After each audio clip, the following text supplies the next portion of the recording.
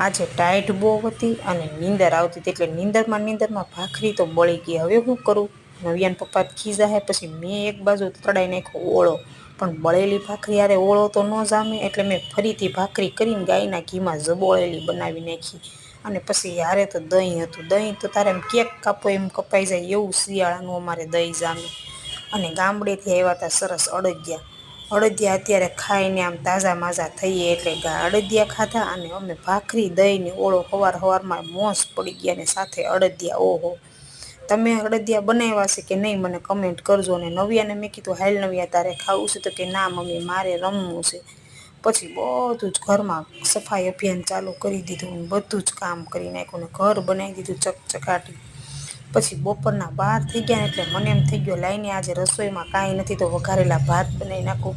પછી રાજસ્થાની વઘારેલા ભાત બનાવી નાખ્યા અને નવ્યા જેનીલે જમી લીધું.